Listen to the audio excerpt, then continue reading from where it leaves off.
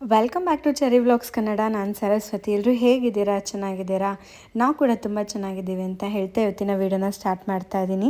Video start ಮಾಡೋದಕ್ಕೂ ಮುಂಚೆ ಇನ್ನೂ ಯಾರೆಲ್ಲ ನನ್ನ ಚಾನಲ್ನ ಸಬ್ಸ್ಕ್ರೈಬ್ ಮಾಡಿಲ್ಲ, ಪ್ಲೀಸ್ ಸಬ್ಸ್ಕ್ರೈಬ್ ಮಾಡಿ, ಸಪೋರ್ಟ್ ಮಾಡಿ. ಹಾಗೆ ಪಕ್ಕದಲ್ಲಿರೋ ಬೆಲ್ಲೈಕನ್ನ ಕ್ಲಿಕ್ ಮಾಡೋದ್ರಿಂದ ನಾನು ಮಾಡೋ ಹೊಸ ವಿಡಿಯೋಗಳ ನೋಟಿಫಿಕೇಷನ್ ಫಸ್ಟ್ ನಿಮಗೆ ಬರುತ್ತೆ ಅಂತ ಹೇಳ್ತಾ ವಿಡಿಯೋನ ಸ್ಕಿಪ್ ಮಾಡದೆ ಕೊನೆಯವರೆಗೂ ನೋಡಿ. ಇವತ್ತಿನ ವಿಡಿಯೋದಲ್ಲಿ ಅಕ್ಷಯ ತೃತೀಯ ದಿವಸ ಯಾವೆಲ್ಲ ವಸ್ತುಗಳನ್ನ ನಾವು ಖರೀದಿ ಮಾಡಬೇಕು, ಹಾಗೆ ಯಾವ ವಸ್ತುಗಳನ್ನ ಮನೆಗೆ ತರಬಾರ್ದು ಅನ್ನೋದನ್ನು ಇವತ್ತಿನ ಈ ವಿಡಿಯೋದಲ್ಲಿ ತಿಳಿಸ್ಕೊಡ್ತಾ ಇದ್ದೀನಿ. ಹಾಗಾದರೆ ಬನ್ನಿ ವಿಡಿಯೋನ ಸ್ಟಾರ್ಟ್ ಮಾಡೋಣ. ಅದಕ್ಕೂ ಮುಂಚೆ ಅಕ್ಷಯ ತೃತೀಯ ಯಾವ ದಿನಾಂಕದಂದು ಬಂದಿದೆ, ಹಾಗೆ ಯಾವ ಶುಭ ಮುಹೂರ್ತದಲ್ಲಿ ನಾವು ವಸ್ತುಗಳನ್ನು ಖರೀದಿ ಮಾಡಬೇಕು ಅನ್ನೋದನ್ನೆಲ್ಲವೂ ಕೂಡ ಇಂದಿನ ವಿಡಿಯೋದಲ್ಲಿ ತಿಳಿಸ್ಕೊಟ್ಟಿದ್ದೀನಿ. ಯಾರಾದರೂ ಆ ವಿಡಿಯೋನ ನೋಡಿಲ್ಲ ಅಂತ ಹೇಳಿದ್ರೆ, ಹೊಸೊಬ್ಬರಿದ್ದರೆ ಖಂಡಿತ ಹೋಗಿ ಆ ವಿಡಿಯೋನ ಒಂದ್ಸಲ ವಾಚ್ ಮಾಡಿ. ಅದರದ್ದು ವಿಡಿಯೋ ಲಿಂಕು ಕೂಡ ನಾನು ಡಿಸ್ಕ್ರಿಪ್ಷನಲ್ಲಿ ಹಾಕಿರ್ತೀನಿ. ಈ ದಿನ ಚಿನ್ನ ಬೆಳ್ಳಿಯನ್ನೇ ತರಬೇಕು, ಇದೆಲ್ಲವೂ ಕೂಡ ಲಕ್ಷ್ಮಿಯ ಸ್ವರೂಪ. ಈ ದಿನ ಚಿನ್ನವನ್ನು ತಗೊಂಡ್ರೆ ಮನೆಯಲ್ಲಿ ಚಿನ್ನ ಸೇರುತ್ತೆ ಅನ್ನೋದು ಒಂದು ನಂಬಿಕೆನೇ, ಅದು ನಿಜಾನೇ, ಇಲ್ಲ ಅಂತ ಅಲ್ಲ. ಆದರೆ ಎಲ್ರಿಗೂ ಕೂಡ ಚಿನ್ನವನ್ನು ಖರೀದಿ ಮಾಡೋದಕ್ಕಾಗೋದಿಲ್ಲ. ಹಾಗಾಗಿ ಈಗ ನಾನು ಹೇಳುವಂಥ ಕೆಲವೊಂದು ವಸ್ತುಗಳನ್ನ, ಚಿನ್ನಕ್ಕಿಂತ ಅತ್ಯಮೂಲ್ಯವಾದ ವಸ್ತುಗಳು ಇದೆ, ಅದು ಕೂಡ ನಾನು ಹೇಳ್ತೀನಿ ಇವತ್ತಿನ ವಿಡಿಯೋದಲ್ಲೇ. ಈ ವಸ್ತುಗಳನ್ನೆಲ್ಲ ನಾವು ತೊಗೊಂಡು ಬರೋದ್ರಿಂದ ಲಕ್ಷ್ಮಿ ತಾನಾಗಿಯೇ ನಮ್ಮ ಮನೆಗೆ ಬಂದು ಸ್ಥಿರವಾಗಿ ನೆಲೆಸ್ತಾರೆ ಅಂತಲೇ ಹೇಳ್ಬೋದು. ಹಾಗಾಗಿ ಯಾವ ವಸ್ತುಗಳನ್ನ ಖರೀದಿ ಮಾಡ್ಬೋದು, ನಿಮ್ಮ ಶಕ್ತಿಯಾನುಸಾರ ಯಾವುದೆಲ್ಲ ವಸ್ತುಗಳನ್ನ ನಾವು ಅಕ್ಷಯ ತೃತೀಯ ದಿವಸ ತೊಗೊಂಡು ಬರ್ಬೋದು ನೋಡೋಣ ಬನ್ನಿ. ಏನೆಲ್ಲ ತರ್ಬೋದು ಅಂತ ಹೇಳಿದ್ರೆ, ಮೊದಲನೇದಾಗಿ ಯಾರೆಲ್ಲ ಮನೆಗೆ ಕಾಮಧೇನುವನ್ನು ತರಬೇಕು ಅಂತ ಅಂದ್ಕೊಂಡಿದ್ದೀರೋ ಇವತ್ತಿನ ದಿವಸ ತೊಗೊಂಡು ಬಂದರೆ ತುಂಬಾ ಒಳ್ಳೆಯದು. ಕಂಚು, ಹಿತ್ತಾಳೆ, ಪಂಚಲೋಹ, ಬೆಳ್ಳಿ ಈ ರೀತಿಯಲ್ಲಿ ನೀವು ಕಾಮಧೇನುವನ್ನು ತೊಗೊಂಡು ಬಂದರೆ ತುಂಬಾ ಒಳ್ಳೆಯದು. ಹಾಗೆ ಇವತ್ತಿನ ದಿವಸ ನೀವೇನಾದರೂ ದೇವ್ರ ಫೋಟೋಗಳನ್ನ ತೊಗೊಂಡು ಬರಬೇಕು ಅಂತ ಹೇಳಿದ್ರೆ ಖಂಡಿತವಾಗ್ಲೂ ತೊಗೊಂಡು ಬರ್ಬೋದು. ಹಾಗೆ ಮನೆಯಲ್ಲಿ ಯಾವುದಾದ್ರೂ ಡ್ಯಾಮೇಜ್ ಆಗಿರೋವಂಥದ್ದು ಹಳೆ ಫೋಟೋಗಳು ಅಥವಾ ಮುಕ್ಕಾಗಿರೋವಂಥ ದೇವ್ರ ಫೋಟೋಗಳು ಇದ್ದರೆ ಇವತ್ತಿನ ದಿವಸ ನೀವು ಅದನ್ನು ಬದಲಾಯಿಸ್ಬೋದು. ಹಾಗೆ ಇವತ್ತಿನ ದಿವಸ ದೇವರ ವಿಗ್ರಹಗಳು ಅಥವಾ ದೀಪಗಳು ಯಾವುದೇ ಲೋಹದಲ್ಲಾದರೂ ಪರವಾಗಿಲ್ಲ, ಬೆಳ್ಳಿ, ಚಿನ್ನ, ತಾಮ್ರ, ಹಿತ್ತಾಳೆ ಈ ರೀತಿಯಾಗಿ ನೀವು ದೇವರ ವಿಗ್ರಹ ಹಾಗೆ ದೀಪಗಳನ್ನು ಕೂಡ ಖರೀದಿ ಮಾಡ್ಬೋದು. ನಿಮ್ಮ ಮನೇಲಿರುವಂತಹ ವಿಗ್ರಹ ಯಾವುದಾದ್ರೂ ಹಳೇದಾಗಿ ಅದನ್ನು ಬದಲಾಯಿಸಿ ಹೊಸ ತೊಗೋಬೇಕು ಅಂತ ಇದ್ದರೆ ಅದನ್ನು ನೀವು ಸೋಮವಾರ ಹೋಗಿ ಹಾಕಿ, ನಿಮಗೆ ಬೇರೆ ಹೊಸದು ಯಾವುದು ಬೇಕೋ ಅದನ್ನು ಸೆಲೆಕ್ಟ್ ಮಾಡಿ ಇಟ್ಟು ಬುಧವಾರದ ದಿವಸ ನಾನು ಹೇಳಿರೋ ಮುಹೂರ್ತದಲ್ಲಿ ತೊಗೊಂಡು ಬಂದರೆ ತುಂಬಾ ಒಳ್ಳೆಯದು. ಬೆಳಗಿನ ಜಾವ 6 ಗಂಟೆಯಿಂದ ಹಿಡಿದು ಮಧ್ಯಾಹ್ನ 12:30ವರೆಗೂ ಕೂಡ ತುಂಬಾ ಒಳ್ಳೆ ಮುಹೂರ್ತ ಇದೆ. ಈ ಒಳ್ಳೆ ಮುಹೂರ್ತದಲ್ಲಿ ನೀವು ತೊಗೊಂಡು ಬಂದರೆ ತುಂಬಾ ಒಳ್ಳೆಯದು. ಹಾಗೆ ತೊಗೊಂಡು ಬಂದಮೇಲೆ ಹಾಲು ಮತ್ತು ಅರಿಶಿಣದಿಂದ ತೊಳೆದು ದೇವರ ಮನೆಯಲ್ಲಿ ಇಟ್ಟು ಪೂಜೆನ ಮಾಡಬೇಕಾಗತ್ತೆ. ಒಡವೆ ಆ ಥರ ತೊಗೊಂಡು ಬಂದಿದ್ರೆ ದೇವ್ರಿಗೆ ಹಾಕಿ ಆಮೇಲೆ ಅದೇ ಶುಭ ಮುಹೂರ್ತದಲ್ಲಿ ನೀವು ಹಾಕ್ಕೊಂಡ್ರೂ ಕೂಡ ತುಂಬಾ ಒಳ್ಳೆಯದು. ಹಾಗೆ ಈಗ ನಾನು ಕೆಲವೊಂದು ಲಕ್ಷ್ಮಿಗೆ ಪ್ರಿಯವಾಗಿರೋ ಅಂಥ ವಸ್ತುಗಳನ್ನ ಹೇಳ್ತೀನಿ. ಸಾಧ್ಯವಾದರೆ ಅದು ಕೂಡ ನೀವು ತೊಗೊಂಡು ಬಂದರೆ ತುಂಬಾ ಒಳ್ಳೆಯದು. ಶ್ರೀಫಲ ಅಂತ ಹೇಳಿದ್ರೆ ಪುಟ್ಟದು ತೆಂಗಿನಕಾಯಿ ಬರುತ್ತೆ, ಅದು ಒಂದು ತುಂಬಾ ಒಂದು ಸಮೃದ್ಧಿ ತಂದುಕೊಡೋ ಅಂಥದ್ದು. ಅದೇನಾದ್ರು ಸಿಕ್ಕಿದ್ರೆ ಈ ಗ್ರಂಥಿಗೆ ಅಂಗಡಿಗಳಲ್ಲಿ ನಿಮಗೆ ಸಿಗುತ್ತೆ, ಶ್ರೀಫಲ ಅಂತ ಹೇಳಿಬಿಟ್ಟು ಅದು ತೊಗೊಳ್ಳಿ. ಅದಾದಮೇಲೆ ಕವಡೆ, ಗೋಮತಿ ಚಕ್ರ, ಕಮಲಘಟ್ಟ, ಹಾಗೆ ಗುಲ್ಗಂಜಿ. ಶ್ರೀಫಲ ಅಂತ ಹೇಳಿದ್ನಲ್ಲ, ಈ ಶ್ರೀಫಲ ಏನು ಅಂತ ಹೇಳಿದ್ರೆ ಸಾಕ್ಷಾತ್ ಮಹಾಲಕ್ಷ್ಮಿ ಸ್ವರೂಪ ಅಂತಲೇ ಹೇಳ್ಬೋದು. ಒಂದಕ್ಕೆ ಒಂದು 30 ರೂಪಾಯಿ ಏನೋ ಆಗುತ್ತೆ ಅಷ್ಟೇ. ಸಾಧ್ಯವಾದರೆ ಒಂದು 3, 5, 9 ಈ ರೀತಿಯಾಗಿ ತೊಗೊಂಡು ಬಂದರೆ ತುಂಬಾ ಒಳ್ಳೆಯದು. ಇಲ್ಲ ಅಂದರೆ ಒಂದು ಕೂಡ ನೀವು ಖರೀದಿ ಮಾಡ್ಬೋದು. ಹಾಗೆ ಬಟ್ಲಡಿಕೆ ಅಥವಾ ಗುಂಡಡಿಕೆ, ಹಾಗೆ ಅರಿಶಿಣದ ಕೊಂಬು. ಗುಲಗಂಜಿ ಅಂತ ಹೇಳಿದ್ರೆ ಬಿಳಿ ಮತ್ತು ಕೆಂಪು ಕಲರಲ್ಲಿ ಬರುತ್ತೆ. ಆದಷ್ಟು ಕೆಂಪು ಗುಲಗಂಜಿನ ತೊಗೊಳ್ಳಿ, ತುಂಬಾ ಒಳ್ಳೆಯದು. ಕೆಂಪು ಕೂಡ ಲಕ್ಷ್ಮಿಗೆ ತುಂಬಾ ಪ್ರಿಯವಾಗಿರುವಂಥ ಬಣ್ಣ. ಹಾಗೆ ನೀವು ತೊಗೊಂಡು ಬರಬೇಕಾದ್ರೆ ಪ್ರಮಾಣ ಎಷ್ಟಿರಬೇಕು ಅಂದರೆ 9, 21 ಈ ರೀತಿಯಾಗಿ ತೊಗೊಂಡು ಬಂದರೆ ತುಂಬಾ ಒಳ್ಳೆಯದು. ಈ ದಿನ ಚಿನ್ನನೇ ಖರೀದಿ ಮಾಡಬೇಕು, ಬೆಳ್ಳಿನೇ ಖರೀದಿ ಮಾಡಬೇಕು ಅಂತ ಏನೂ ಇಲ್ಲ. ಈಗ ನಾನು ಹೇಳಿರೋ ವಸ್ತುಗಳಲ್ಲಿ ಯಾವುದಾದ್ರೂ ನಿಮಗೆ ಸಾಧ್ಯವಾದದ್ದನ್ನು ತೊಗೊಂಡು ಬಂದು ಪೂಜೆ ಮಾಡಿದ್ರೆ ತುಂಬಾ ಒಳ್ಳೆಯದು. ಹಾಗೆ ಗಂಧದ ಚಕ್ಕೆ, ಗಂಧದ ಕಲ್ಲು, ಗಂಧದ ಚಕ್ಕೆ ಪ್ರತಿದಿನ ಗಂಧನ ತೆಗೆದು ದೇವರ ವಿಗ್ರಹಗಳಿಗೆ ಕೂಡ ಹಚ್ತಾರೆ ಕೆಲವರು ಮನೆಯಲ್ಲಿ. ಸಪೋಸ್ ಏನಾದರೂ ಖಾಲಿ ಆಗಿತ್ತು ಅಂತ ಹೇಳಿದ್ರೆ ಈ ದಿವಸ ಗಂಧದ ಚಕ್ಕೆ ಕೂಡ ತೊಗೊಂಡು ಬಂದರೆ ತುಂಬಾ ಒಳ್ಳೆಯದು. ಇದು ಕೂಡ ನಿಮಗೆ ಗ್ರಂಥಿಗೆ ಅಂಗಡಿನಲ್ಲೇ ಸಿಗುತ್ತೆ, ಅಥವಾ ನೀವು ತೀರ್ಥಕ್ಷೇತ್ರಗಳಿಗೆ ಎಲ್ಲಾದರೂ ಹೋದಾಗ ಅಲ್ಲೂ ಕೂಡ ನಿಮಗೆ ಈ ಗಂಧದ ಚಕ್ಕೆ ಕೂಡ ಸಿಗುತ್ತೆ. ಹಾಗೆ ಆ ದಿನ ತಂದು ಪೂಜೆ ಮಾಡಿದ್ಮೇಲೆ ಅದನ್ನು ಒಂದು ಕೆಂಪು ವಸ್ತ್ರದಲ್ಲಿ ಕಟ್ಬಿಟ್ಟು ನಿಮ್ಮ ಬೀರುನಲ್ಲಿ ಇಡೋದ್ರಿಂದ ಅಕ್ಷಯವಾಗುತ್ತೆ ಅಂತ ಹೇಳ್ತಾರೆ. ಅದು ಕೂಡ ಸಾಕ್ಷಾತ್ ಮಹಾಲಕ್ಷ್ಮಿ ಸ್ವರೂಪವಾಗಿರುವಂಥದ್ದು.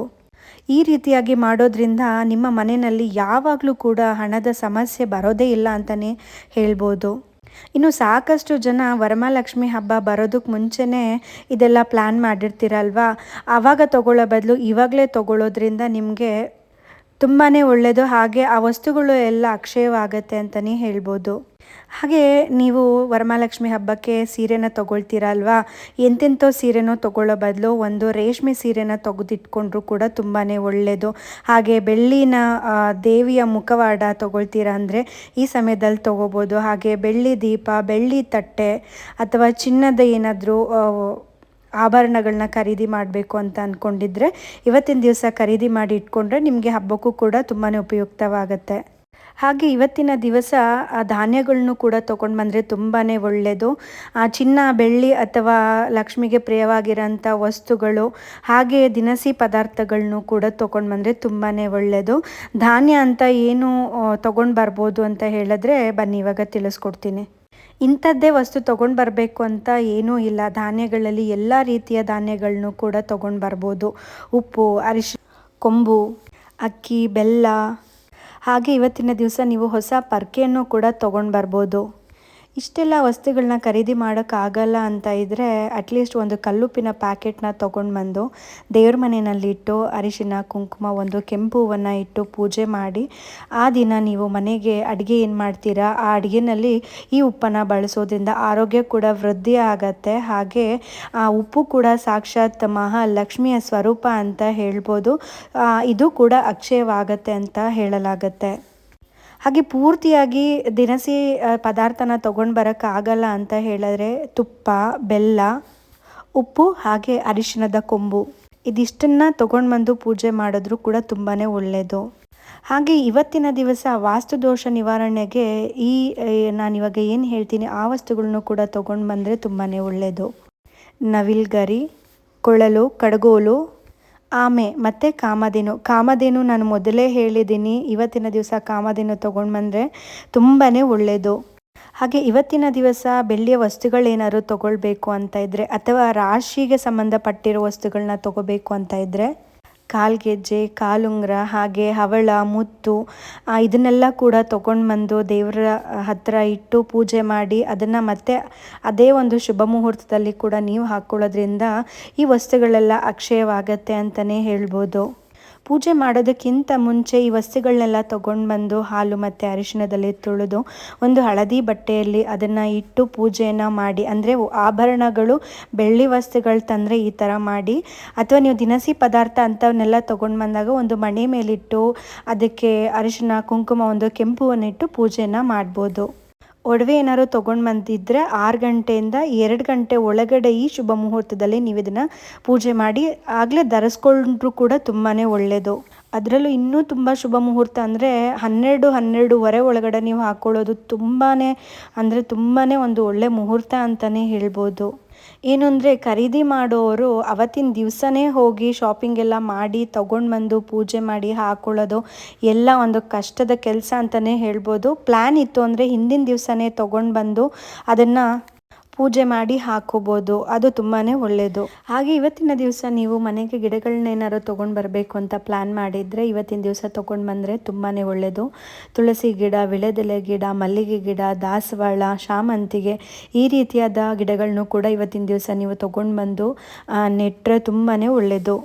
ಹಾಗೆ ಇವತ್ತಿನ ದಿನ ಜೇನುತುಪ್ಪ, ಒಣ ದ್ರಾಕ್ಷಿ, ಕಲ್ಸಕ್ಕರೆ, ಬಾದಾಮಿ, ಖರ್ಜೂರ ಇದನ್ನೆಲ್ಲ ತೊಗೊಂಡು ಬಂದು ದೇವ್ರ ಮನೆಯಲ್ಲಿ ಇದನ್ನೆಲ್ಲ ಒಂದು ಬಟ್ಲಲ್ಲಿ ಜೋಡಿಸಿ ದೇವರಿಗೆ ನೈವೇದ್ಯದ ರೀತಿಯಲ್ಲೂ ಕೂಡ ನೀವು ಇದನ್ನು ಸಮರ್ಪಿಸ್ಬೋದು.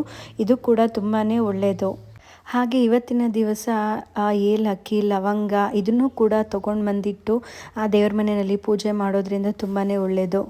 ಹಾಗೆ ಪೂಜೆ ಎಲ್ಲ ಮುಗಿದ ನಂತರ ಏಲಕ್ಕಿ ಲವಂಗ ಏನಿರುತ್ತೆ ಇದರಲ್ಲಿ ಒಂದು 6 ತಗೊಳ್ಳಿ. ಲವಂಗ 6, ಏಲಕ್ಕಿ 6 ಒಂದು ಕೆಂಪು ಬಟ್ಟೆನಲ್ಲಿ ಕಟ್ಟಿ ಸ್ವಲ್ಪ ಅರಿಶಿನ ಕುಂಕುಮ ಅಕ್ಷತೆನ ಹಾಕಿ ನೀವು ಹಣ ಎಲ್ಲಿಡ್ತೀರಾ ಆ ಜಾಗದಲ್ಲಿ ಇದನ್ನು ಇಡೋದ್ರಿಂದ ಕೂಡ ಲಕ್ಷ್ಮಿಗೆ ಪ್ರಿಯವಾಗಿರೋಂಥ ವಸ್ತು ಅಂತಲೇ ಹೇಳ್ಬೋದು ಯಾಲಕ್ಕಿ ಲವಂಗ. ಹಾಗೆ ಇದೊಂದು ಮನಿ ಅಬ್ಸರ್ವ್ ಕೂಡ ಮಾಡುತ್ತೆ ಅಂತಲೇ ಹೇಳ್ಬೋದು. ಈ ರೀತಿಯಾಗಿ ಕೂಡ ಮಾಡ್ಬೋದು. ಇನ್ನು ಮಿಕ್ಕಿದ್ದನ್ನು ನೀವು ಅಡುಗೆಗೆ ಕೂಡ ಬಳಸ್ಕೋಬೋದು. ಹಾಗೆ ಧನ ವೃದ್ಧಿ ಆಗುತ್ತೆ ಅಂತಲೇ ಹೇಳ್ಬೋದು. ಇನ್ನು ಇವತ್ತಿನ ದಿವಸ ಇನ್ನೂ ಕೆಲವೊಂದು ವಸ್ತುಗಳನ್ನ ಖರೀದಿ ಮಾಡ್ಬೋದು. ಯಾವುದು ಅಂತ ಹೇಳಿದ್ರೆ ತಾಮ್ರದ ಚೊಂಬು. ಈಗ ಕಳಶಕ್ಕೆ ಉಪಯೋಗಿಸೋಂಥದ್ದು ಬೆಳ್ಳಿ, ತಾಮ್ರ, ಹಿತ್ತಾಳೆ ಇದೆಲ್ಲವೂ ಆದರೂ ಕೂಡ ಈ ದಿನ ಒಂದು ತಾಮ್ರದ ಚೊಂಬನ್ನು ಖರೀದಿ ಮಾಡಿದ್ರೆ ತುಂಬಾ ಒಳ್ಳೆಯದು. ಇದನ್ನು ತೊಗೊಂಡು ಬಂದಮೇಲೆ ಶುದ್ಧ ಮಾಡಿ ಮಡಿ ನೀರನ್ನ ತುಂಬಿಸಿ ದೇವರ ಮನೆಯ ಬಲಭಾಗ ಅಂದರೆ ನೀವು ಫೋಟೋ ಅಥವಾ ಕಳಶ ಇಟ್ಟಿರ್ತೀರಲ್ಲ ಅಲ್ಲಿ ಬಲಭಾಗದಲ್ಲಿ ಈ ಚೊಂಬಲ್ಲಿ ನೀರನ್ನು ಇಟ್ಟು ಒಂದು ತುಳಸಿ ದಳವನ್ನು ಹಾಕಿ ಪೂಜೆ ಎಲ್ಲ ಆದಮೇಲೆ ಇದನ್ನು ನೀವು ಚಂದ್ರನಿಗೆ ಮತ್ತು ಸೂರ್ಯನಿಗೆ ಅರ್ಘ್ಯ ಕೊಡೋದಕ್ಕೂ ಕೂಡ ಉಪಯೋಗ ಆಗತ್ತೆ. ಈ ಒಂದು ಕಾರಣಕ್ಕೆ ಇವತ್ತಿನ ದಿವಸ ಈ ತಾಮ್ರದ ಚೊಂಬನ್ನು ಖರೀದಿ ಮಾಡೋದು ಕೂಡ ತುಂಬಾ ಒಳ್ಳೆಯದು. ಇನ್ನು ಕೆಲವ್ರ ಮನೆಯಲ್ಲಿ ಎಲ್ಲ ವಸ್ತುಗಳು ಇದೆ, ನಾವೇನು ತಗೊಳ್ಳೋ ಅವಶ್ಯಕತೆ ಇಲ್ಲ, ದೇವರು ಎಲ್ಲ ಕೊಟ್ಟಿದ್ದಾರೆ ಅಂತ ಇದ್ದರೆ ಖಂಡಿತವಾಗ್ಲೂ ನಿಮ್ಮ ಕೈಲಾಗೋ ಸಹಾಯನ ಏನೂ ಇಲ್ದಿರೋರಿಗೆ ಕೊಟ್ಟು ಅವ್ರಿಗೆ ಒಂದು ಸಹಾಯನ ಮಾಡ್ಬೋದು. ಹಾಗೆ ಇವತ್ತಿನ ದಿವಸ ಪ್ರಾಣಿ ಪಕ್ಷಿಗಳಿಗೆ ಆಹಾರ ಕೊಡೋದು ಕೂಡ ತುಂಬಾ ಒಳ್ಳೆಯದು. ಚಪಾತಿ, ಬಾಳೆಹಣ್ಣು ಹಸುವಿಗೆ ಮತ್ತು ಕರುಗಾಗಲಿ ಯಾವುದೇ ಒಂದು ಪ್ರಾಣಿ ಪಕ್ಷಿಗಳಿಗೆ ನೀವು ಆಹಾರ ರೀತಿಯಲ್ಲಾಗಲೂ ಕೂಡ ಸಹಾಯನ ಮಾಡ್ಬೋದು. ಹಾಗೆ ದೇವಸ್ಥಾನಕ್ಕೆ ಹೋದಾಗ ಪುರೋಹಿತರಿಗೂ ಕೂಡ ನಿಮ್ಮ ಕೈಲಾಗಿರೋಷ್ಟು ಹಣ, ದವಸ, ಧಾನ್ಯ ಯಾವುದಾದ್ರೂ ರೀತಿಯಲ್ಲಿ ಅವ್ರಿಗೆ ಕೊಟ್ಟು ಅವ್ರ ಕಡೆಯಿಂದ ಆಶೀರ್ವಾದ ತಗೊಳ್ಳೋದು ಕೂಡ ತುಂಬಾ ಒಳ್ಳೆಯದು.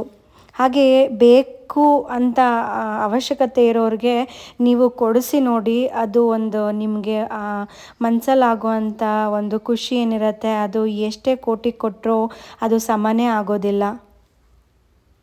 ಇವತ್ತಿನ ದಿವಸ ನಮ್ಮ ಕೈಲಾಗಿರೋಷ್ಟು ದಾನ ಕೊಡೋ ಅಂಥದ್ದು, 4 ಜನಕ್ಕೆ ಊಟ ಕೊಡಿಸೋ ಅಂಥದ್ದು, ಈ ರೀತಿಯಾಗಿ ಕೂಡ ಮಾಡೋದ್ರಿಂದ ಲಕ್ಷ್ಮಿ ನಮ್ಮನ್ನು ಆಶೀರ್ವದಿಸ್ತಾರೆ. ಹಾಗೆ ನಮ್ಮ ಮನೆಗೆ ಆಹ್ವಾನ ಆಗ್ತಾರೆ.